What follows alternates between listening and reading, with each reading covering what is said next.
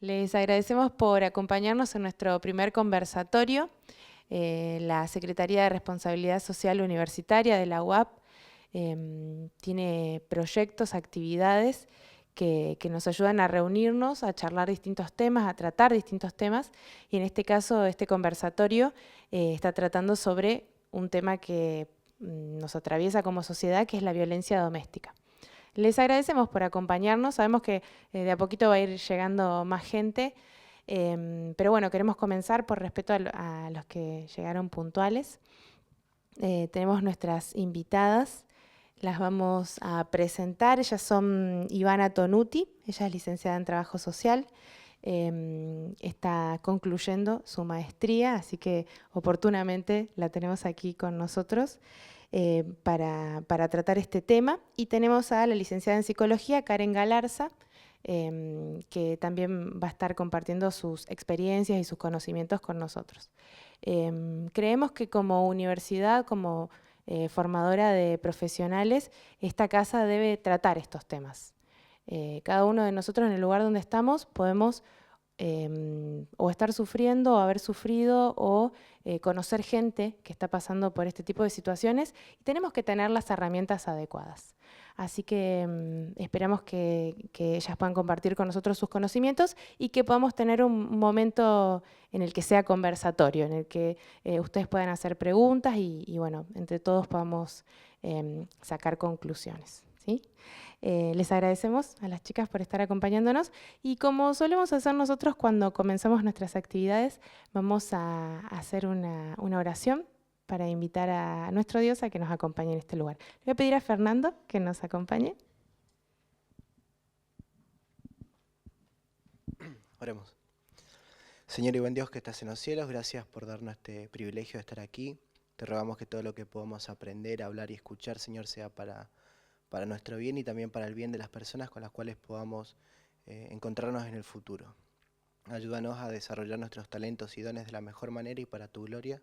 En el nombre de Jesús. Amén. Bien, entonces el tiempo que queda es de las chicas. Empiezo yo. ¿Qué tal? ¿Cómo andan? Bueno, primero que nada agradecer la invitación. Es la primera vez que estoy acá en la universidad, así que... Uy, dale, ponelo si querés. Bueno, ya nos vamos a organizar. Bueno, la idea un poco de hoy era trabajar el impacto de la violencia doméstica en mujeres, varones y niños. Se olvidó, Gabriela era. Silvia Salim, que era la tercera disertante, tuvo un problema de salud hoy a la tarde, así que no nos va a estar acompañando. Lo que pensamos con Karen era que por ahí después, cuando hagan preguntas, si hay algo de niñez que les interesa y que dentro de nuestra experiencia se lo podemos compartir, lo responderemos, y después por ahí pensar en alguna actividad específica en lo que tiene que ver con niñez, porque Silvia es una persona que sabe muchísimo, no tiene desperdicio. Bueno,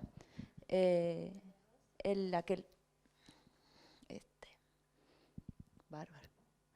Bueno, como les decía, yo soy trabajadora social, estoy terminando una maestría en salud mental, en la cual hice mi investigación en violencia doméstica, violencia de género específicamente. ¿Por qué? Porque desde que me recibí estoy trabajando en el tema, o sea, llevo unos cuantos años, como 9, 10 años, trabajando en esto. Primero trabajé en una ONG que hay en Crespo, que se llama Asociación por una Nueva Familia, que hacemos abordaje interdisciplinario con psicólogo, psiquiatra y trabajador social en casos de violencia judicializados mayormente, algunos que no también. Es un equipo al cual nos derivan para tratamiento los casos que son denunciados en Crespo en su mayoría. Y actualmente, desde diciembre, estoy trabajando en la municipalidad, en el área de desarrollo social, y dentro de las cosas que hago, una es el trabajo en el equipo de diagnóstico de violencia. Después les cuento un poquito de la ley para que entiendan cómo son los pasos cuando hay una denuncia. Bueno, la violencia doméstica, para empezar, es una de las modalidades de la violencia de género. Cuando hablamos de violencia de género, abarca varios tipos de violencia, como lo dice la palabra, a distintos géneros. O sea, puede ser, por lo general son A ver, porque hace un rato estaba el tema de si hay violencia a los varones también, que sí la hay, obviamente. Pero por ahí se entiende cuando se toma como problemática que son grupos vulnerables. Entonces las mujeres es uno, la violencia hacia los grupos trans es otra, problemática de violencia de género, la violencia hacia los gays o hacia las lesbianas es otro tipo. Por eso es una de las modalidades de la violencia de género. Bien. Una definición así como para que la entendamos. Allá llegaron las chicas del área de desarrollo social de Crespo, nuestras compañeras. El varón es quien centraliza la atención y el manejo del poder y las decisiones. Y mayormente las mujeres y los niños son quienes deben obedecer y someterse a ese sistema. El tema del poder, que después se va a explayar Karen sobre eso, es fundamental para entender la violencia. Porque en una familia no son todos iguales. En la familia circula el poder y cuando ese poder circula mal es cuando hay violencia. ¿Se entiende? Bien, esa es una definición de Femenías, que es una socióloga que tiene 5 libros muy interesantes sobre violencia desde distintos ámbitos. Toma lo discursivo, toma varias cuestiones. Bien, la violencia doméstica es un problema social, un problema de salud pública y un problema que impacta en la economía de los estados. Esto yo lo tomo para que podamos tener una dimensión de la gravedad de la problemática en el mundo. Especialmente en los países de Occidente es un tema que está muy instalado a nivel estatal, hay leyes, hay legislación, hay estudios, o sea, y hay que trabajar en el tema. ¿Sí me pasa? Bien. ¿Cuándo hay un problema social? También lo tengo definido. Cuando un grupo significativo de la sociedad lo percibe y lo define con ciertas condiciones a ese problema y pone en marcha acciones para solucionarlo. Si no están dadas esas condiciones, no es un problema social. Un problema social está instalado en la sociedad, ni en los pobres ni en los ricos, en la sociedad toda. Porque eso por ahí es otra cosa que se tiende a confundir. No, esto pasa en ciertos contextos. No, esto pasa en todos los contextos. Pasa que los que nos enteramos son los que llegan al Estado a veces. Los otros lo arreglan en privado, entonces nadie se entera. Es un problema que afecta a las mujeres por ser mujeres, por la condición de género, y es una violación de los derechos humanos más mínimos. Hay muertes, está violado el derecho a la vida, está violado el derecho a la libertad, a la autodeterminación, que son los más básicos de los derechos, y de ahí todos los que siguen. Bien. Es un problema de salud pública. La Organización Mundial de la Salud lo reconoció como problema de salud pública en 2003 ya, y desde ahí incentiva a que todos los gobiernos y los estados trabajen en acciones para solucionarlo. ¿Por qué es un problema de salud? Porque altera la calidad de vida, altera la salud física, altera la salud mental, produce enfermedades de todo tipo, produce muertes de mujeres, abortos cuando hay situaciones de embarazo. Entonces, o sea, hay un montón de secuelas en la salud de las mujeres, por lo cual lo convierte en un problema de salud pública. Y afecta a los grupos más vulnerables. La violencia, mujeres, niños, ancianos, discapacitados, por eso también es considerado un problema de salud pública. Y un problema de impacto económico estatal. Esto es algo que yo, la verdad, no lo tenía dentro de mis definiciones de cuestiones de violencia y lo conocí investigando un poco, que la violencia tiene un costo altísimo en las economías estatales. Esto nos permite ver la magnitud del problema.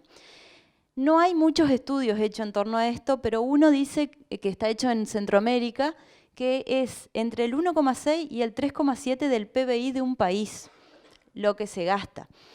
Esto es resultado de un conversatorio que hizo el Banco Interamericano de Desarrollo sobre el tema.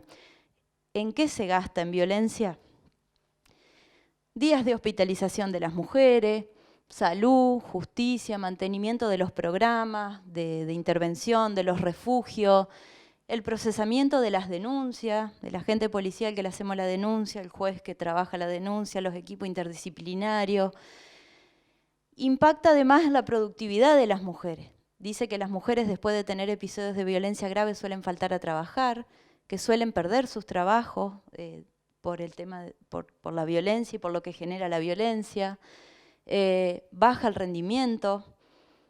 Todo eso intentaron medirlo económicamente para ver cómo impacta la violencia en la economía. Bueno, y después también las cuestiones de la pérdida de patrimonio de las mujeres, la pérdida y la cuestión de la movilidad territorial, tener que cambiar los chicos de escuela, o sea, todo eso se intentó cuantificar económicamente y dio este número que es muchísimo. Destinar a un problema de un país el 3,7 del PBI, hasta el 3,7 del PBI. Bien, ahora vamos más a lo que son las mujeres específicamente, que es lo que vinimos a hablar. Lo otro, ¿se entendió por ahí la magnitud con lo otro del problema? Es un problema grave. En algunos lugares está muy invisibilizado, en otros está como cada vez más en efervescencia. En Crespo tenemos muchísimas situaciones, que es una ciudad chica, por ahí que tiene características similares acá a Libertador, muchísimas denuncias por semana. Estamos trabajando en este momento alrededor de 200 casos con situaciones de violencia de distintos tipos. Bueno, en las mujeres, a ver, después lo vamos a ir desglosando. La violencia va impactando de un modo progresivo. No te pegan un golpe el primer día. Primero te hacen un caminito de hormiga psicológico para que el día que te peguen un golpe no te defiendas. ¿Se entiende? Las mujeres por ahí tenemos esta idea de que son víctimas pasivas, o sea que no hacen nada frente a la violencia. Y en realidad cuando uno empieza a hablar con las víctimas, aparecen un montón de recursos y de estrategias que las mujeres van desplegando para intentar cortar con esa violencia, hasta que llega un punto en que se dan cuenta que nada de lo que hagan va a modificar el cuadro. Y bueno, esto de que tienen un rol activo vinculado al anterior. Bien, la violencia suele empezar durante el noviazgo, por lo general, pero hasta hoy en día no está entendida la violencia en los noviazgos. Recién con la nueva ley de violencia de género se puede llegar a denunciar la violencia en un noviazgo, hace unos años. Anteriormente no. Anteriormente la ley de violencia familiar que tenemos en la provincia decía el grupo familiar conviviente bajo un mismo techo. Y los novios, por lo general, no viven bajo el mismo techo. ¿Qué pasa con la violencia en los noviazgos? Se entiende como empezar a conocerse, empezar a ponerte de acuerdo, como el carácter del otro, como que se lo minimiza, se lo deja pasar. Cuando llega la convivencia, se potencia o empieza a tornarse más insoportable, porque bueno, en el noviazgo hoy nos peleamos, yo me voy a mi casa, vos te vas a la tuya y bueno, ahí quedó la situación. En cambio en la convivencia no, tenemos que seguir estando juntos. Entonces ahí es cuando empieza como a hacerse visible. Cuando las mujeres comienzan a reconocer la violencia, por lo general pasa un tiempo. Y hay cuestiones que marcan que las mujeres vayan empezando a entender qué está pasando. Muchas veces es el embarazo el momento en el que empiezan empieza a llamarles la atención la situación que sucede. Porque en los embarazos los varones suelen acrecentar la violencia. Está estudiado, está investigado. Muchas mujeres piensan que con el embarazo el hombre va a cambiar sus actitudes y pasa lo contrario. El embarazo le acrecienta la violencia, ¿por qué? Porque la mujer pasa a ser el centro de la escena. Es a la mujer a la que hay que cuidar, a la que hay que acompañar y demás.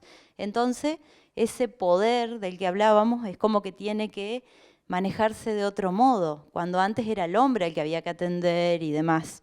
Entonces, es un momento que dispara peor la violencia. Ahí, cuando se empieza a reconocer la violencia, aparece angustia, soledad, frustración, no es lo que buscábamos en una pareja, no es lo que habíamos soñado. La autoestima baja, se empiezan a sentir que fallaron, que están haciendo las cosas mal. Aparecen por ahí enfermedades ligadas a somatización de nervios, a este malestar constante que hay en la pareja, esta tensión que está latente. Y puede empezar a aparecer esto de las limitaciones. La ropa, el maquillaje, el esmalte de uña, esas cuestiones más sobre la persona de la mujer. Esto en una primera etapa. Después viene una etapa que yo la denominé de autocontrol. Es como que las mujeres empiezan a decir, bueno, capaz que si yo cambio esto, se modifica la situación. Entonces empiezan a, bueno, si a él le molestó que ella no lo espera con el calefón caliente para bañarse, bueno, lo espera con el calefón. Y el problema pasa a ser la toalla, que no está en el baño. Después le deja la toalla y el problema es que no estaba el mate cuando llegaron. ¿Se entiende? Como que empieza a intentar controlar las cosas que generan malestar y aparece una nueva siempre. En esto aparece que las mujeres ya no buscan por ahí tanto una cuestión de su felicidad, su bienestar, sino el del otro, porque es el otro el que está continuamente en queja, molesto, enojado. Y acá aparece en esta segunda etapa como que se empieza a cortar el círculo social, porque en la primera decíamos las cuestiones personales, más de la imagen y demás suelen controlar. Ya en un poquito más avanzado, tu amiga es esto, la que trabaja con vos te llena la cabeza, que tu mamá está loca. Entonces como que de a poco y sutilmente van intentando cortar el círculo social, especialmente de las personas que podrían llegar a ayudar a esta mujer. Entonces las mujeres profundizan esta frustración, el desgano, el malestar, estas cuestiones psicosomáticas, el nerviosismo, y empiezan a reproducir un discurso que no es el de ellas, sino el del agresor. Es como que se empieza a desdibujar un poco la personalidad. Entre la baja autoestima, sumado a todo esto, es como que, bueno, ella sí, hago todo mal, no soy una buena esposa, no estoy cuando él llega de trabajar, fallé en esto, soy mala madre, ¿se entiende? Bien. Cuando se empieza a tomar dimensión de que esto en realidad ya no es un problema de pareja, sino que es algo que excede, que tiene que ver más con el otro que con la mujer, en el sentido de que no es que ella está loca, sino que hay un otro que está ayudando a generar todo esto, empieza un momento que es cuando empiezan a buscar apoyo. Por lo general está la idea esta de que la mujer, una situación y va corriendo a hacer la denuncia, y no siempre pasa esto. La denuncia llega a veces después de 5 a 7 años, es más o menos el promedio de sufrir violencia. Cuando aparece este sentimiento de que me estoy enloqueciendo, las enfermedades psicosomáticas y demás, suelen acudir, buscar ayuda, un terapeuta, un psiquiatra, alguien que medique ese malestar, alguien que escuche y nos dé estrategias para salir adelante. Aparecen muchas cuestiones de inseguridad, porque es de empezar a dar un paso para hacerle frente a la situación y el qué dirán los otros. Van a decir que estoy loca, que soy una mentirosa. Muchas veces pasa esto.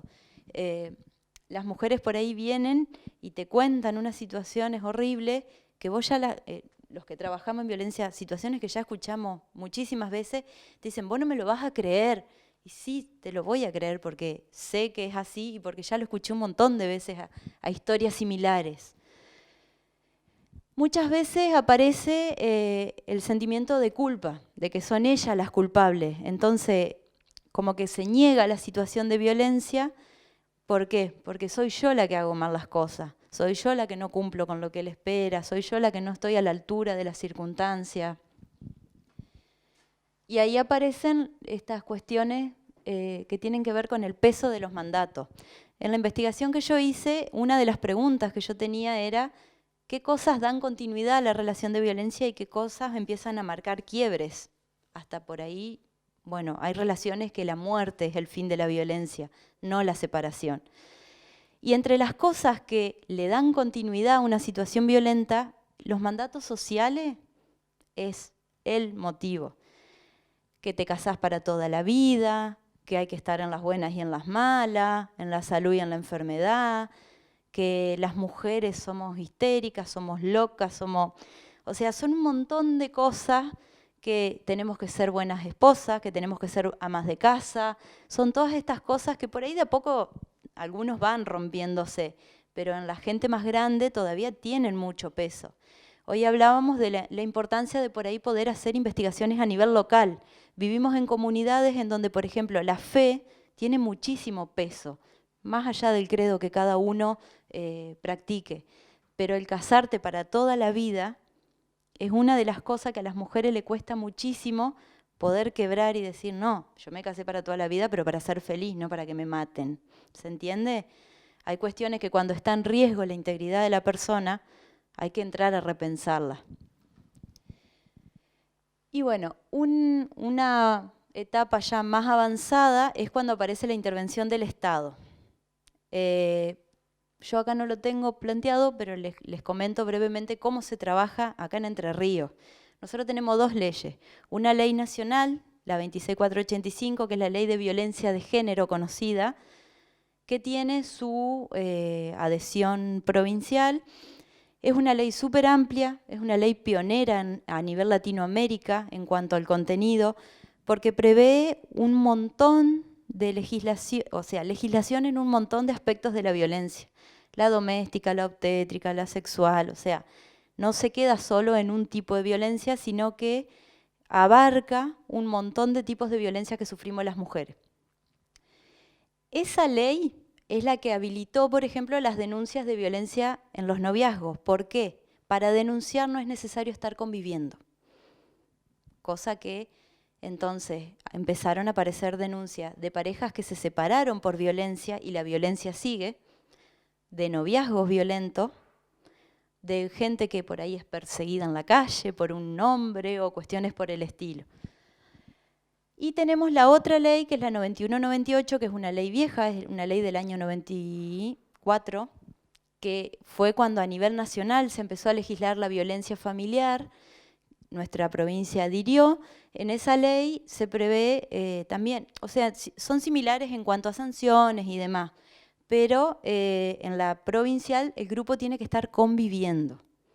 Entonces, ¿qué nos pasaba antes de la nueva ley de violencia? Que cuando la pareja se separaba y aparecían denuncias de violencia, no, era por amenazas, era por intimidación, por otros delitos se intentaba buscar, cuando en realidad no, era que la situación de violencia de género seguía, que no la cortó una separación. La seguía hostigando, se le aparecía en la casa, se le metía, le rompía el vidrio, le tiraba piedras al techo, todo ese tipo de cosas. Bueno, cuando aparece la intervención estatal es cuando el problema definitivamente se hace público. Y esto, como decíamos hoy, es un problema social, es un problema de salud pública. La violencia no es un problema de lo privado. Es más allá de que pase generalmente puertas para adentro, porque puerta para afuera los varones violentos suelen ser unos señores, es un problema que requiere la intervención del Estado, porque la mujer sola difícilmente puede salir. Necesita la ayuda de otro.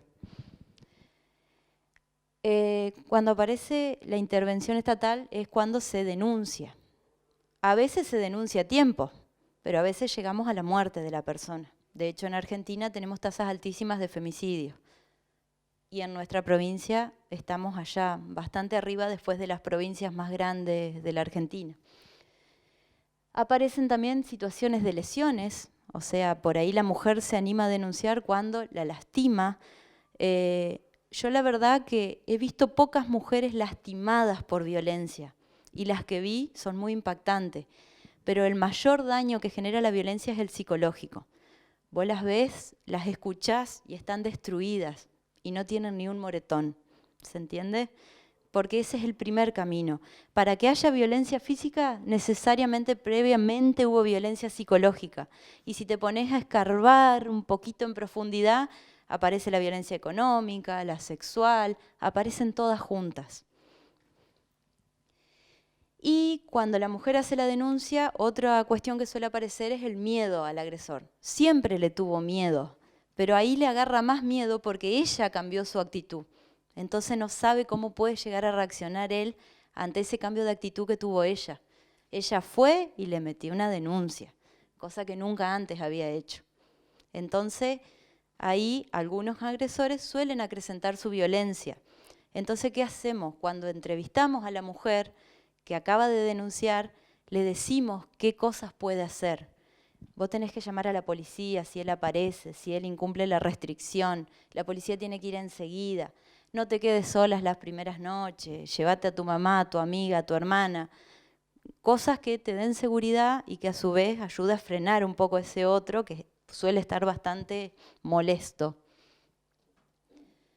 Y bueno, para terminar, y después por ahí si quedaron dudas y demás, está bueno que podamos con preguntas, el tema de qué concepto usamos, si sobreviviente o víctima, que esto es todo un debate teórico. Yo acá lo tomo de Susana Velázquez, que es alguien que escribe mucho sobre violencia en las familias y sobre el cuidado de los equipos que trabajamos en violencia, porque la violencia es una problemática tan dañina que también impacta en los que trabajamos en el tema. Te genera un montón de cuestiones. Entonces ella suele trabajar en todos sus libros esas dos cuestiones. Teoriza sobre la violencia en la familia y sobre cómo cuidar a los equipos que trabajan en violencia.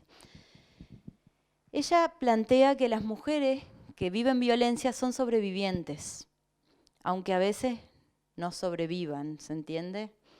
¿Por qué son sobrevivientes? Porque tienen esta actitud activa, esto que yo les decía, no son mujeres que están sentadas y siendo maltratadas, sino que hacen cosas, intentan cambiar situaciones que ellas creen que son las que generan la violencia, intentan conciliar, buscan ayuda afuera, denuncian, demás. O sea, tienen un rol activo. Son ellas, cuando la entendemos como sobreviviente en la historia, la protagonista pasa a ser la mujer. En cambio, cuando la entendemos como víctima, el protagonista es el hombre, porque es él el que la construye en su víctima, ¿se entiende? Y es él el que cobra el eje de la lectura. Entenderla como sobreviviente no constituye identidad. Entenderla como víctima, sí. Te dicen, yo soy una mujer golpeada. Y vos no sos una mujer golpeada, nomás vos sos madre, sos hija, sos estudiante, sos una profesional, sos la panadera del barrio, sos vecina, sos un montón de cosas más que son tu identidad. Cuando la entendemos como víctima a una persona, la ubicamos en ese único lugar y nos olvidamos de todo el resto. Y todo el resto es lo que la va a ayudar a salir de la situación de violencia. Entenderla como sobreviviente permite recuperar todos estos recursos que yo recién trataba de traer, que van usando las mujeres para modificar la situación. En cambio, cuando la entendemos como víctima, se visualizan las estrategias que usa el agresor. O sea, ¿qué hace él para dañar? ¿Se entiende? Bueno, yo armé hasta acá. Después por ahí queda abierto para preguntas. No sé si fue claro. Bárbaro. Bueno, muchas gracias, Ivana.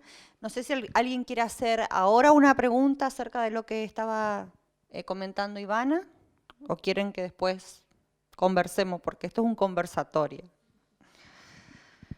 Bueno, la realidad, chicos, es que acá hay muchos chicos que son estudiantes y esto es parte de lo que me parece bárbaro que se pueda empezar a hablar de esto, que ustedes tengan la posibilidad de escuchar, porque en realidad cuando uno dice, bueno, a ver, en el DSM-5 ahora está la violencia de género, no está, ¿no?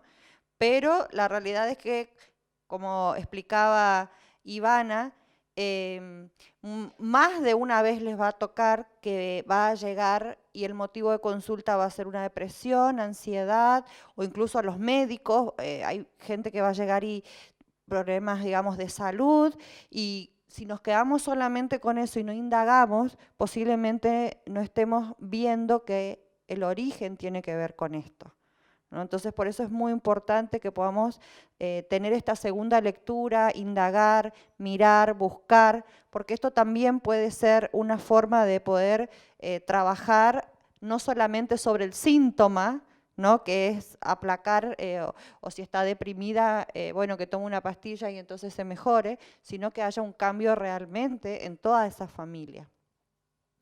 Bueno, yo voy a hablar un poquito acerca de los hombres, porque la realidad es que si bien es cierto que en general las estadísticas muestran que quienes están más afectadas son las mujeres, los niños, por lo menos la experiencia que yo más tuve es trabajar con hombres que habían sido obviamente acusados de violencia, y entonces teníamos que trabajar en grupo, ¿no? Y dentro de todo este tiempo trabajando con ellos, uno va escuchando y la mayoría contaba que venían de familias violentas, ¿no? Cuando ellos empezaban a contar su historia, cuando empezaban a reconocer, también empezaban a contar, por ejemplo, que sentían mucha tristeza por lo que hacían, pero que no sabían qué hacer, porque lo que ellos aprendieron es que el hombre tiene que cumplir ese rol, esa función, que si dejaba de hacer eso también es como que perdía un poco ese mandato, esa identidad que fue obviamente construida desde su cultura, su familia, su entorno. Entonces es importante que podamos ver que acá el problema es la violencia. Porque si nos vamos a poner así, no, es el hombre, es la mujer, es la violencia. Y tenemos que tratar de, así estemos trabajando con un hombre, estamos trabajando con una mujer, con un niño, lo que hay que trabajar es ayudar a que esa persona pueda salirse de esta situación de violencia y construir herramientas para trabajar o para vivir de otra manera, ¿no? Un poco lo que decía Ivana, ¿no? O sea, el impacto que tiene. De hecho, nosotros con algunos de los chicos que estamos estudiando en social comunitaria, estamos viendo, ¿no? Por ejemplo, el tema de cómo algo que es del ámbito privado pasa a ser un problema social y cómo después pasa a ser parte de la agenda gubernamental, política, en base a que justamente tiene consecuencias. Y la violencia antes era considerada un problema privado, por eso nadie se metía, ¿no? Entonces, un problema de ellos, ¿no? La gente generalmente miraba hasta que de a poco se fue tomando conciencia de que esto es algo que, más allá de que ocurra la gran mayoría de las veces en un ámbito privado, tiene consecuencias que impactan en todas las áreas de una sociedad, de la comunidad. Fíjense que acá me gustó mucho este esquema que está en un libro, no me acuerdo ahora la autora, que escribe justamente sobre la violencia. Entonces habla acerca de cómo va afectando lo que decía un poco hoy Ivana, ¿no es cierto?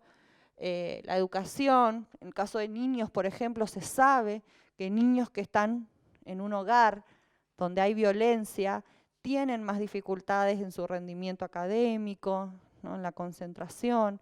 La violencia no solamente es por acción, sino también es por omisión. Entonces podemos tener muchas veces situaciones donde hay negligencia, donde no se le está dando a ese niño, a ese chico, los cuidados necesarios y eso también va a tener una repercusión. Bueno, todo lo que tiene que ver con la justicia, en el caso de la gente grande que trabaja en el ámbito laboral. Y fíjense en salud. Bueno, generalmente las mujeres y niñas que son las principales víctimas, pero en los hombres también tienen problemas.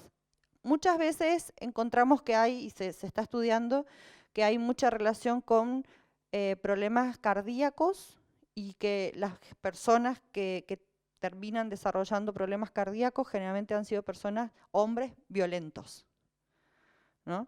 Entonces, ¿por qué? Porque está bastante relacionado con la ira, con el enojo, con todo lo que esto impacta internamente en el organismo y cómo después termina generando, ¿no es cierto?, enfermedades. Más allá de que también, si vemos de este lado, podemos ver que está bastante asociado el uso de sustancias. Generalmente esto puede ser ya sea porque lo haya aprendido en su propia casa, ¿no? Que cuando está enojado, cuando está triste, cuando está mal, tengo que tomar para calmarme, o obviamente también lo utilizan porque se sienten tan avergonzados después de haber cometido un acto de violencia, especialmente físico, ¿no? Que buscan escaparse, ¿no?, consumiendo. Entonces también es algo que está bastante asociado. Bueno, y en la calidad de vida, en la seguridad, o sea que volvemos a ver que esto es algo que impacta realmente en muchos ámbitos de la sociedad y que ustedes como futuros profesionales o como vecinos, como personas que vivimos en una comunidad, todos tenemos que tener también esta como segunda lectura, no desde la acusación, ¿no? Porque obviamente no es algo agradable, la persona que está viviendo esto, es difícil primero aceptarlo y después poder hablar de lo que está viviendo, pero sí para poder ayudar y acercarse y no dejar sola a la persona, porque esto del aislamiento es una forma que se usa bastante, ¿no es cierto?, como para que la persona que está siendo víctima no tenga mucho contacto, pero está viviendo algo feo y lo está haciendo sola. Bueno, la violencia familiar es toda acción negativa cometida dentro de la familia por uno o varios de sus miembros en forma permanente, ocasionando daño físico, psicológico, sexual a otros miembros de su misma familia, ¿no? Acá un poco la idea era mostrar lo que nosotros queríamos tocar. O sea, aunque estén los padres allá y que muchas veces los padres dicen, bueno, pero nosotros no nos peleamos frente a nuestros hijos, el impacto, la agresión, el clima que hay de tensión afecta y esos niños, por supuesto que están creciendo y de alguna manera están aprendiendo, aunque lo sufren, no les gusta, pero están aprendiendo sin querer que esta es la manera en que pueden resolver algo. Bueno, es lo mismo que me decía, ¿no es cierto?, que la violencia de género representa cifras importantes en todos los países y además del trabajo que se hace con las víctimas, que por lo general son mujeres y menores de edad, es necesario realizar trabajo educativo con las personas que podrían cometer esos actos de violencia, que por lo general son los hombres. Por bastante tiempo se tomó esto de abocarse a ayudar a la mujer que necesita, ¿no?, o ayudar a los niños, y quizás se dejaba de lado a los hombres. Y los hombres también necesitan, en primer lugar, tener un espacio donde ellos puedan reconocer su uso de violencia.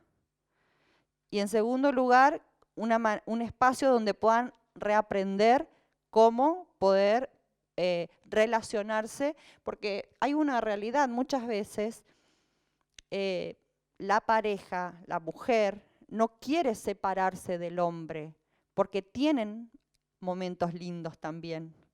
No todo el tiempo el hombre es violento. Lo que no quiere es la violencia.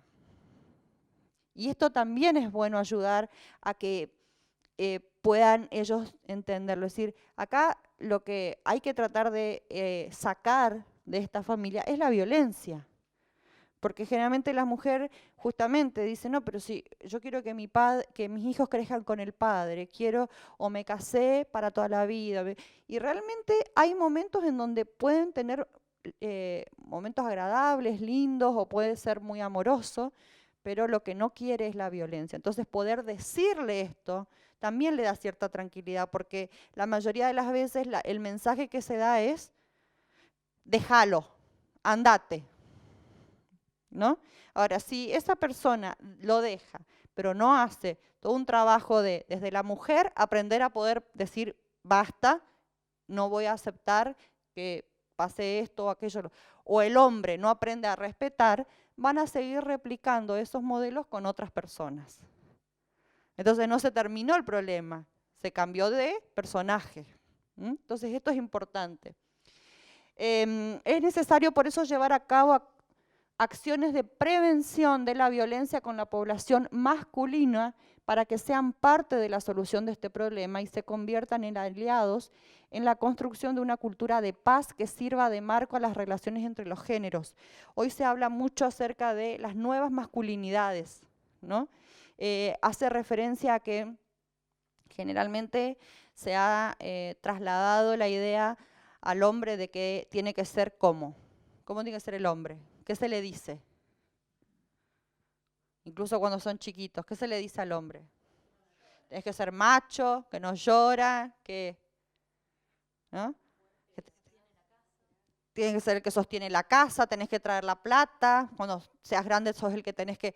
Entonces, de a poquito se van cargando con todo un mandato que, por otro lado, hace que no, o que ellos de alguna manera empiecen a evitar conectarse con las emociones, que las emociones son emociones y todos tenemos emociones, ¿no? ¿Por qué? Porque el conectarse con que están tristes o con que están por ahí llorando fue asociado a que es ser débil o que un hombre de verdad no llora. Entonces en su cabecita va creando esa asociación y entonces va empezando a desconectarse, por así decirlo, o buscando distanciarse del lado emocional, ¿no? Entonces, en algún momento cuando uno lee y trabaja con personas que están trabajando activamente en esto que se llama las nuevas masculinidades, dicen, nosotros nos perdimos la posibilidad de conectarnos emocionalmente y de disfrutar muchas cosas porque no recibimos la posibilidad de, ¿no? Entonces un poco la idea es poder trabajar para poder evitar estas cosas. Dice, bueno, la otra cosa es que bueno, no son todos los hombres violentos, también en la violencia hay casos donde la mujer es violenta, ¿no? Pero por las estadísticas generalmente se plantea que son los hombres los que son violentos porque la gran mayoría de las víctimas suelen ser mujeres o niños, ¿no? Y esto de que no es un problema privado, sino que es un problema personal, psicológico, digo, no es un problema ni personal, ni psicológico, ni privado, ni individual. Se trata de un problema sociocultural, colectivo y público, ¿no?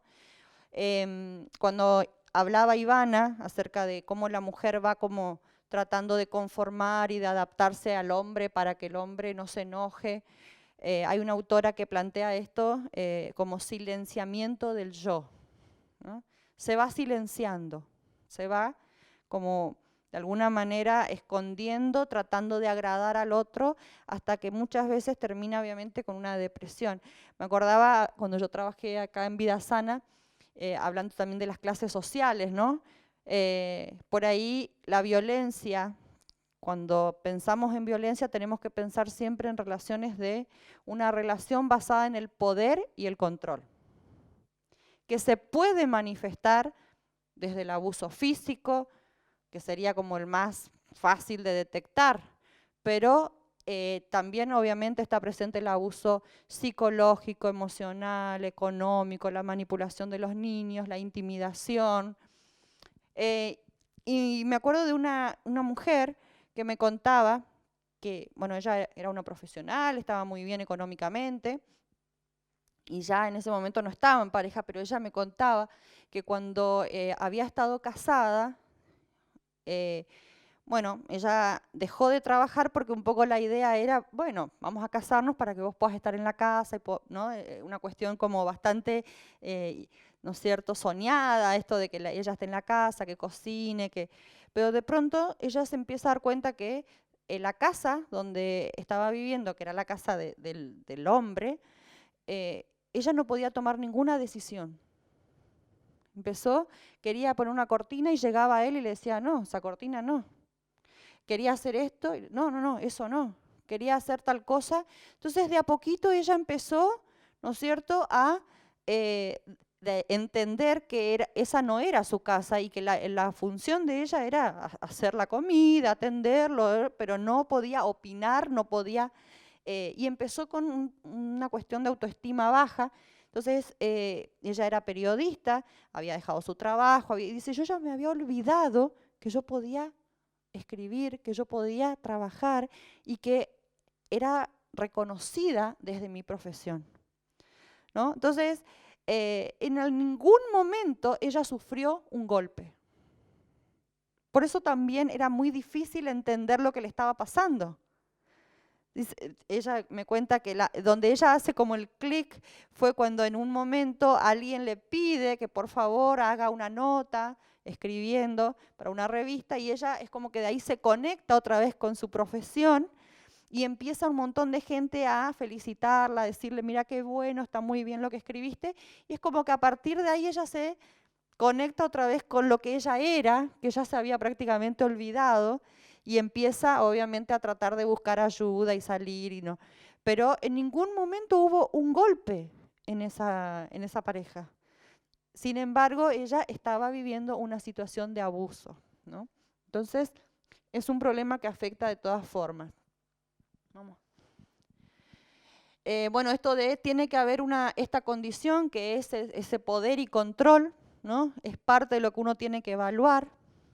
O sea, cuando una persona está en una relación donde no puede tomar decisiones, donde para poder decidir algo siempre tiene que consultar, pero independientemente de que consulte no puede decidir, no puede opinar, porque lo que opine no es tomado en cuenta. Entonces ahí hay un abuso, está bastante desbalanceado.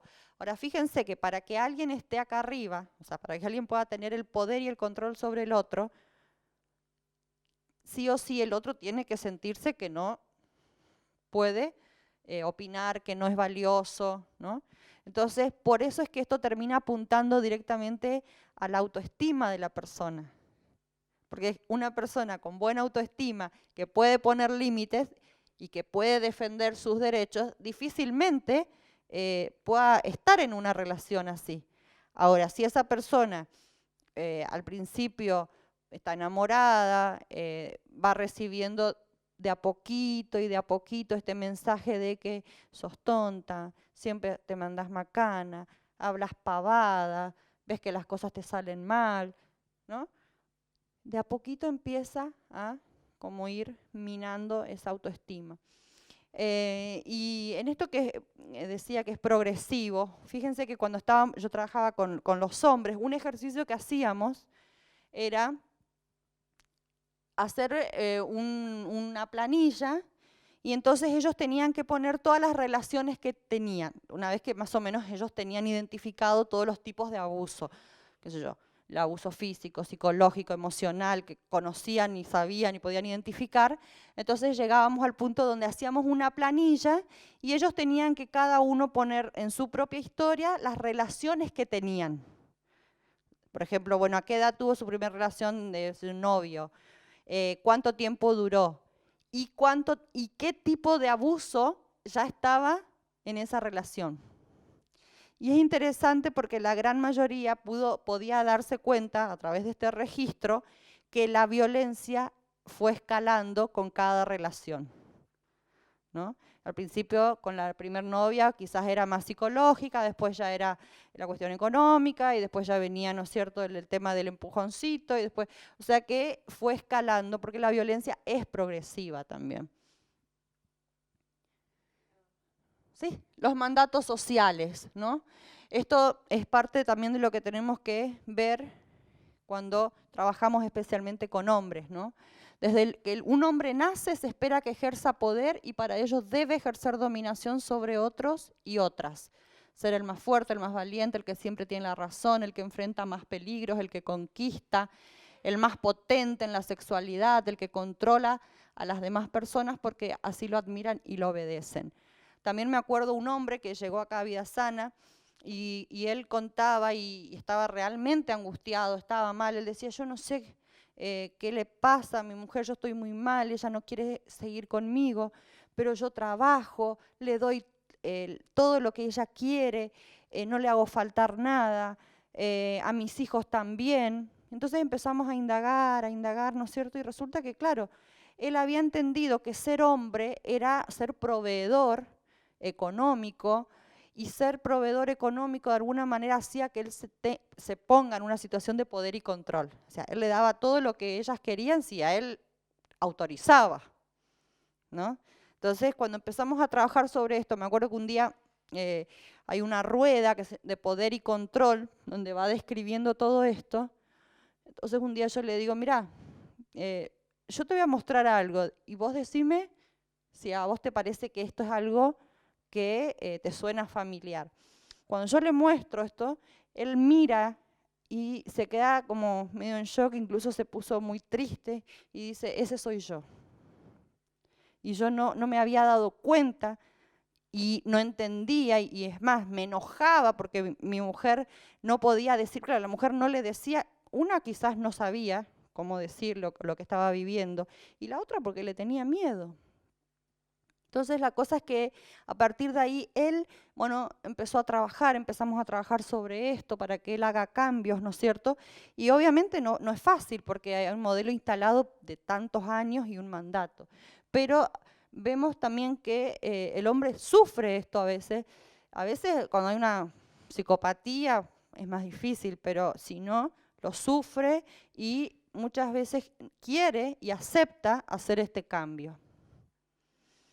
Cuando el poder se ejerce, porque a veces el poder es necesario cuando el poder sirve para poder ayudar y acompañar al resto, ¿no? Desde un rol hasta protector. Pero cuando el poder se ejerce desde el dominio, la persona piensa que tiene la facultad de poder dirigir, normar, o sea, decir qué hacer, qué no hacer, decidir sobre la vida y las decisiones de la otra persona, que tiene que ordenarla a la otra persona, ¿no? Muchos hombres piensan que realmente le tienen que decir todo lo que tienen que hacer. Hay hombres que le dejan la plata todos los días en la mesita de luz con la lista de lo que tienen que hacer, ¿no? Como es que de alguna manera el mensaje es, o sea, a vos no se te puede ocurrir qué hacer, ¿no? Entonces, estas son cosas que pasan y que la misma persona lo puede hasta normalizar, aunque le genere malestar, porque es lo que vive, ¿no? Puede enjuiciar, sentenciar, castigar y perdonar. Me acuerdo de una chica donde, bueno, ella de alguna manera manejaba la plata, pero salía, compraba y él volvía y le tenía que dar el ticket, ¿no? Estamos hablando de chicos incluso que estuvieron estudiando acá, o sea, no ahora, hace mucho tiempo, pero digo, o sea, pasa y después, si había alguna cosa que se olvidaba de traer el ticket, qué sé yo, se enojaba y después cuando se le pasaba, venía y le decía, te perdono, ¿no? O sea, siempre estaba esta idea de que yo soy el que puedo todo, hasta perdonarte, o sea que hay una conducta totalmente invasiva hacia el otro. Pero la realidad es que también muchas veces cuando uno puede empezar en ese caso, especialmente empezaban a haber dificultades y uno desde el rol de amigo, ¿no? Trataba de mostrarle, la persona empezaba a reconocer que sí, que estaba mal, pero que eso era lo que él había visto en su casa, ¿no?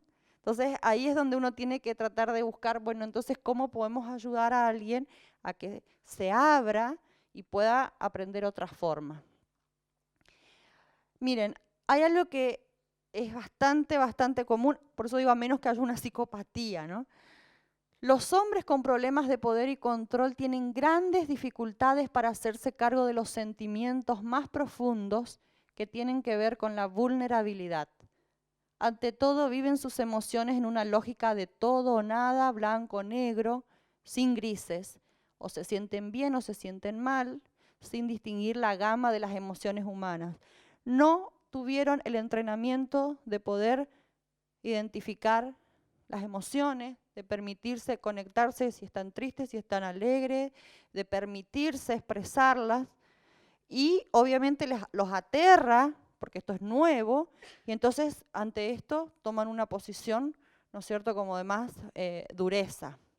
En ese sentido, sentimientos y emociones tales como tristeza, inseguridad, vergüenza, indignación, dolor, temor, frustración, sentimientos de pérdida, miedo al abandono, al rechazo, son sentimientos muy difíciles de identificar para ellos, de reconocer, de validar o de expresarlos adecuadamente.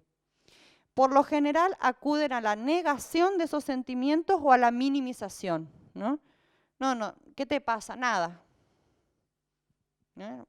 Pero te sentís, sí, o minimizan o no lo aceptan y no pueden ni siquiera quizás identificar lo que están sintiendo. Se les hace sumamente difícil hablar y descargar de tales sentimientos y por lo tanto poner eso en palabras es prácticamente imposible. Esto hace que se guarden tales emociones, las repriman en su intento por tener todo bajo control, o que la expresen a veces de manera desadaptada, diríamos nosotros, ¿no? Chistes o groserías o descalificaciones, ¿no? O sea, es la manera que tratan de sacar eso que a ellos les está pesando, pero en realidad no están pudiendo. Entonces, ¿qué hacen estos hombres? Para poder manejar esas emociones, lo que hacen es transformarlas en una emoción y sentimiento que la cultura patriarcal y machista sí les permite expresar, que es ¿qué? El enojo. porque al hombre se le permite expresar el enojo, ¿no? O sea, y de alguna manera hasta está bien visto que el hombre tiene que ponerse firme, tiene que poner los límites, y de última lo que se dice es, bueno, tiene mal carácter, ¿no? Se habla como hasta de alguna manera aceptado que puede ser así. Pero es precisamente el enojo uno de los sentimientos que se hace más difícil de manejar para estos hombres. De hecho, tampoco han aprendido a manejar el enojo. Y algunas de las acciones que llevan a cabo cuando están enojados son las siguientes. Se callan, acumulan, por eso ahí es donde más se detectan problemas cardíacos, ¿no? Que tienen la presión alta, que están mal, ¿no? Entonces tiene que ver, o sea, la salud está afectada. Se tornan irritables y pocos tolerantes, ¿no? Al no poder decir, al no poder expresar, eso lo tienen ahí como algo que genera un malestar, o se tornan muy demandantes. Acuden con frecuencia a episodios de agresión verbal y emocional sin decir exactamente qué es lo que les molesta o cuáles son los sentimientos que hay debajo, porque no saben, no pueden identificar. O sea, simplemente se quedan con el enojo. Cuando uno trabaja a veces con el enojo, le decimos el enojo es una emoción secundaria que tapa a las emociones primarias. Generalmente las emociones primarias podemos decir que son el miedo, la tristeza, ¿no? La frustración, pero llegar a poder conectarnos con estas emociones, poder aceptarlas y poder verbalizarlas, requiere todo un entrenamiento que si no se hizo, lo primero que sale es el enojo, ¿no? Que es lo que le pasa a los niños, generalmente los más chiquititos. Entonces, generalmente lo que hacen es que todo ese malestar lo ponen en la pareja o lo ponen afuera. Entonces dice, yo no tengo problemas, no pasa nada conmigo, el problema son los de los demás. Y ahí aparece la típica frase, vos me haces enojar. ¿Eh? Porque es más fácil plantearle que es el otro el que te hace enojar. En realidad, el enojo es una emoción. Todos podemos enojarnos. Ahora, ¿qué hacemos con el enojo? Es una responsabilidad de cada uno. No podemos plantear que el otro me hace enojar. Pero bueno, en este contexto está de esa forma pensado, ¿no? Y terminan finalmente, se vuelve tan insoportable esa carga de tensión que ahí es donde estalla y de alguna manera hay muchas veces, ¿no es cierto?, estos episodios ya de violencia, ya sea física o ya sea que rompen algo, o sea, que es una forma también de poder liberar toda esa tensión. Entonces, esos hombres con facilidad transforman el enojo como sentimiento normal en ira o rabia intensas, lo cual opera como un disparador de sus reacciones de violencia en contra de sus parejas. Si pudieran quizás aprender a manejar mejor su enojo, no llegaría a ese nivel y no terminaría quizás en este episodio. Si vemos en la otra, acá es donde vemos el ciclo de la violencia, que es lo que generalmente pasa, ¿no? Decimos la acumulación de tensión. O sea, el hombre generalmente acumula. La mujer está atrás tratando de ver qué puede hacer. También está en una situación incómoda, pero está buscando que no se enoje. Pero como él no sabe qué le pasa, que quizás está frustrado, quizás está con miedo, quizás está triste, quizás se siente, no sé, mal, pero no lo puede decir, entonces acumula y terminan muchas veces, ¿no es cierto?, en la explosión, y después de esa explosión, donde hay también como toda esta descarga de esa tensión, ahí hay más posibilidades de, bueno, arrepentirse, se ponen tristes, pero como tampoco muchas veces lo pueden decir o no saben cómo decirlo, buscan agradar a la otra persona en todo. O dar regalos, ¿no? Típico del hombre que utiliza violencia, que después de un episodio de violencia aparezca con el regalo, con un ramo de flores, con un poema, o sea, todo, y es como que se vuelve toda una etapa de enamoramiento, de luna de miel se llama, ¿no? Por eso este ciclo, ahora cuando este ciclo se instala en una pareja, y después es difícil sacarlo, ¿no? Si no reciben ayuda los dos, ¿no?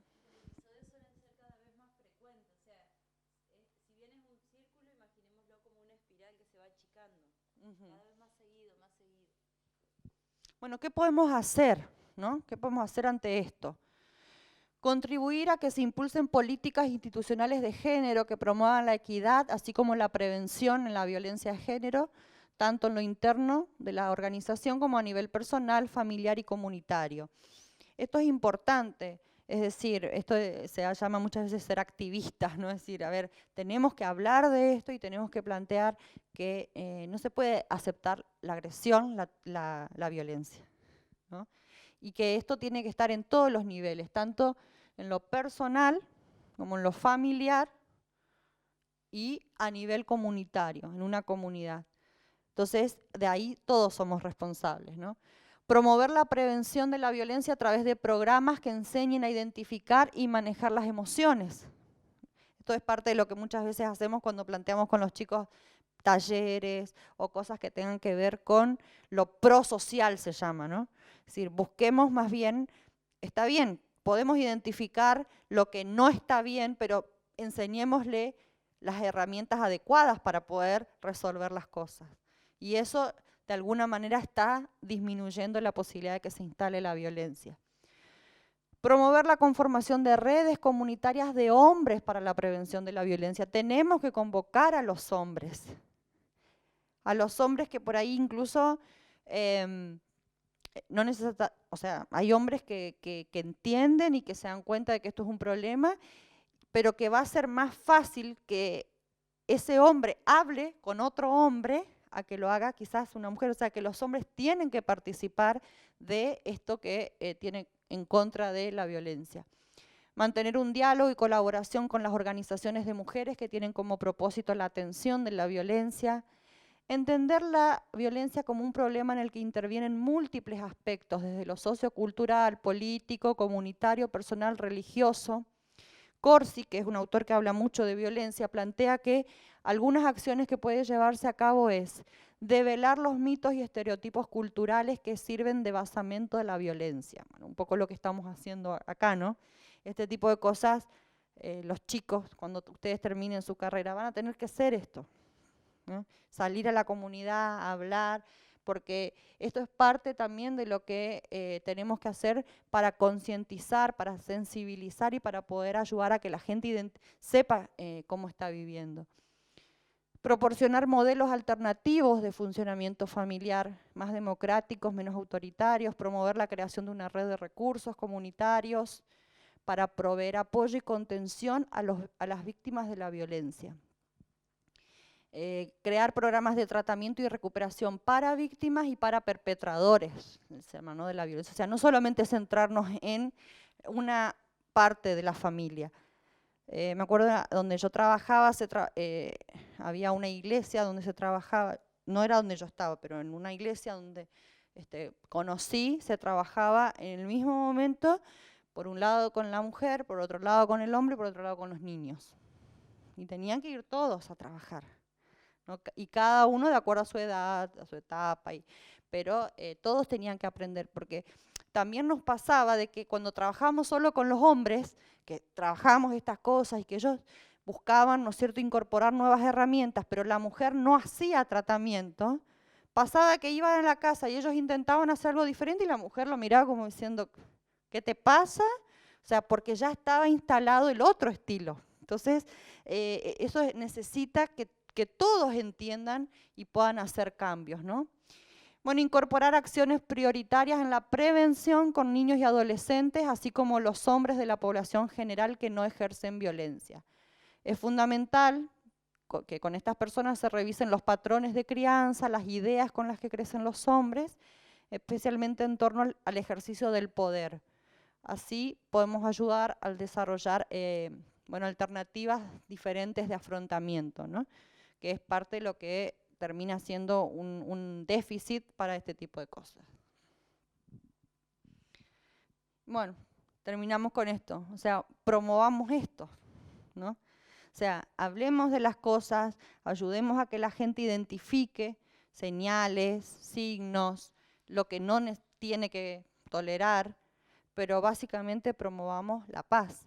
Y hay muchos movimientos hoy, si ustedes ven, que se llaman, bueno, promover la paz, las nuevas masculinidades, o sea, mucho hoy que plantea un poco esto de que enfoquémonos en lo que queremos lograr y que eso paulatinamente va a ir erradicando lo que ya no queremos, ¿no?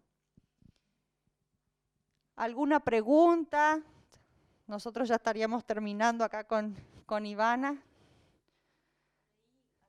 De que se mueren los varones, que hablábamos hoy, los varones que suelen ser violentos en su vida por lo general tienen muertes violentas y está estudiado y está comprobado. Hay una autora, que yo no me puedo acordar el nombre, pero el apellido es Pajer o Prager, uno de esos dos, escribe mucho en página 12, ella tiene un texto que se llama De que mueren los varones y cuando te pones a corroborar con casos, mueren de lo cardíaco número 1, ACV, accidentes de tránsito o accidentes trágicos, pero ¿por qué? Tiene su explicación, o sea, el ACV, las cuestiones gástricas, por esto de tragar, que digamos, y no hablar, y el corazón, bueno, tiene que ver con esto de no expresar. Y lo otro tiene mucho que ver con esto del alcoholismo, la adicción a sustancias, el vivir a ese ritmo acelerado y violento. Entonces suelen tener esas muertes. Está interesante lo que plantea esta autora porque son pocos los que se mueren de viejos, digamos. La mayoría mueren jóvenes y mueren por este tipo de cuestiones. Allá.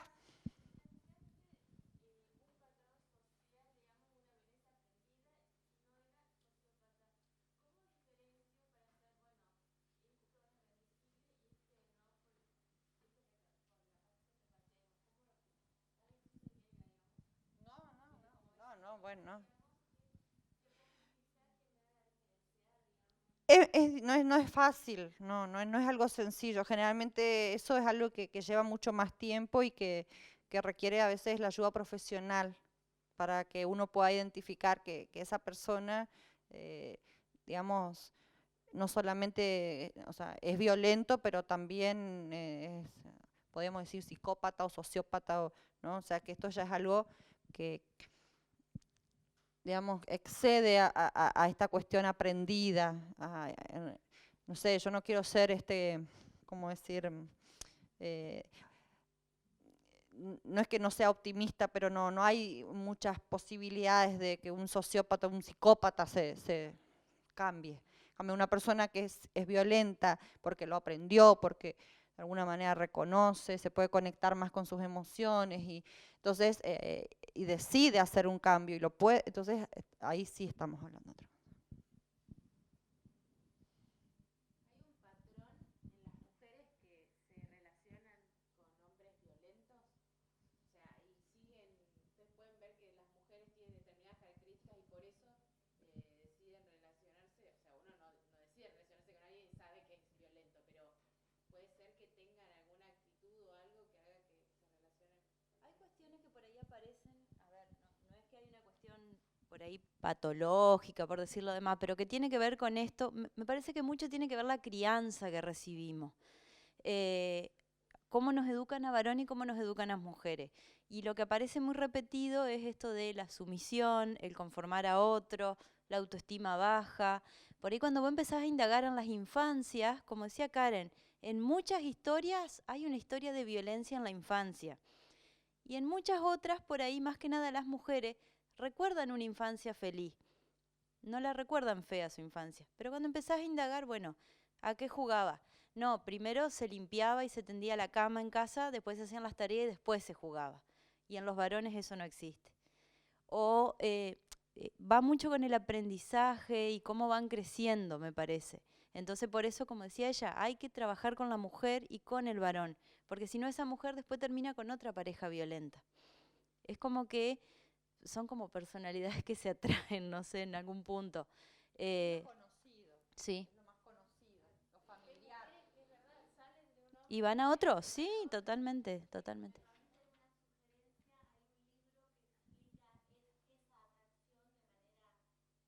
¿Cuál?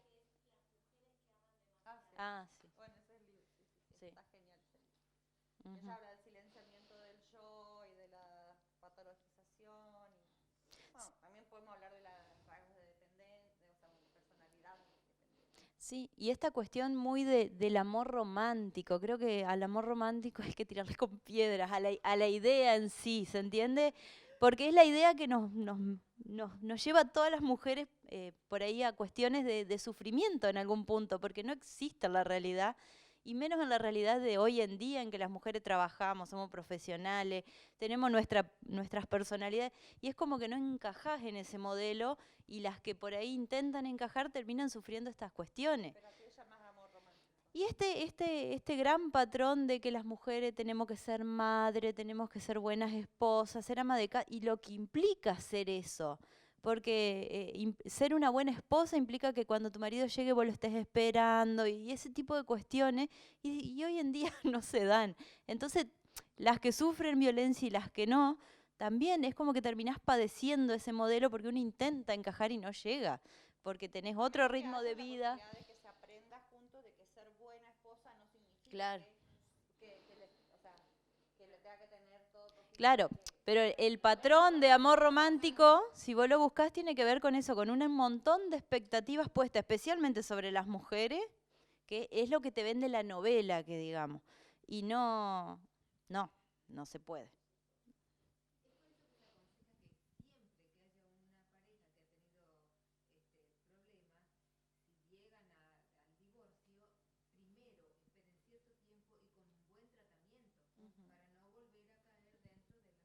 Sí, sí. Yo conozco varias parejas que se separaron, se divorciaron, vos acá, yo allá, y siguieron con la situación de violencia.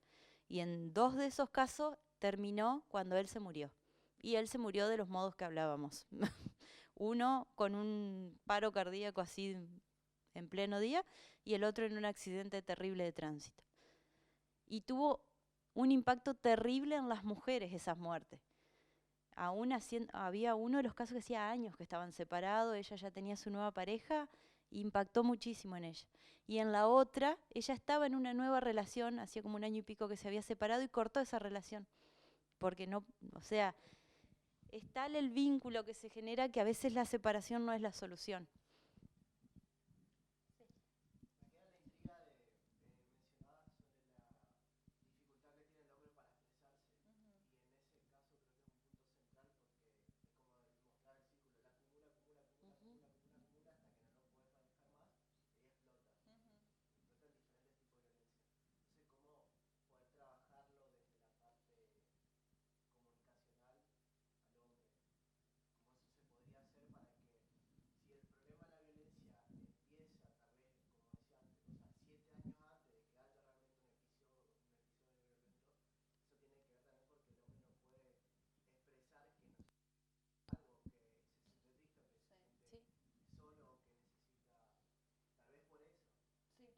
Mira, hay talleres y hay cosas que se usan para esto. O sea, sí, por ejemplo, la diferenciación del enojo y qué puedo hacer ante el enojo como una emoción. Y después cómo si yo no hago nada, eso termina escalando y termina en ira y obviamente ahí ya se vuelve incontrolable. O sea que hay programas, hay herramientas, pero sí sería bueno, no sé, tener más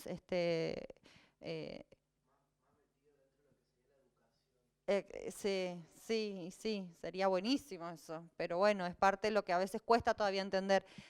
Cuesta entender que hacer un trabajo de prevención em, es, digamos, a largo plazo, más económico, y cuesta entender que el trabajo de prevención tiene que ser pago. Entonces usted, uno en la profesión de uno a veces se entiende perfectamente que se te tenga que pagar lo que sea por un tratamiento, pero por prevención no. ¿No? Entonces a veces eso hace que sea difícil instalar programas de prevención que te permitan a vos vivir también, ¿no? De eso. Yo creo totalmente en la prevención, pero la realidad es que a veces no podés vivir haciendo eso como único trabajo y bueno, pero sí, la prevención es fundamental. Por ahí, por si no quedó claro, entre 5 y 7 años se demora en hacer la denuncia, las mujeres que denuncian. O sea, episodios hay previos. Sí, sí, sí. Es que desde el momento en que hay una desigualdad de poder, la comunicación está truncada. Ujú. y hay así un dato interesante por ahí que sobre un relevamiento de casos que yo hice, que yo trabajé. Las mujeres que están en concubinato denuncian mucho más rápido que las que están casadas. No me pregunten por qué. Puede tener que ver con esta cuestión del peso, del mandato, del casamiento y lo que implica el casamiento. Pero las mujeres que están casadas suelen denunciar después de los 10 años del casamiento. Y las mujeres que conviven suelen denunciar antes de los 5. Es como que por ahí se entiende como que la relación de convivencia es como más informal, por decirlo, más libre, pienso yo, no sé, apreciación mía, pero es un dato así basado en casos que es llamativo. ¿Alguna cosa más, chicos? ¿No? Después podemos seguir en clase con los chicos, como la mayoría.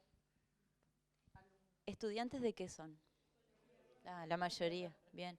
Porque si habría médicos por ahí, está interesante porque los médicos son quienes pueden detectar la violencia desde muy temprano y por ahí son los que menos la detectan. No sé si es falta de capacitación o qué.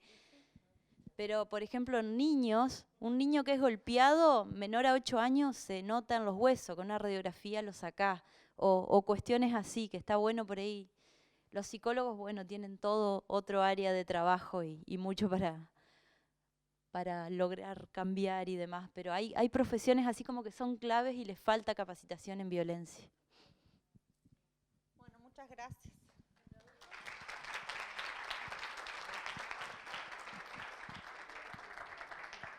Les agradecemos a las chicas por habernos acompañado. La verdad que un placer tenerlas. No es un placer hablar de esto, pero es una realidad de la que creo que tenemos que seguir charlando. Y bueno, queda ahí en el tintero poder hablar sobre la violencia en los niños también.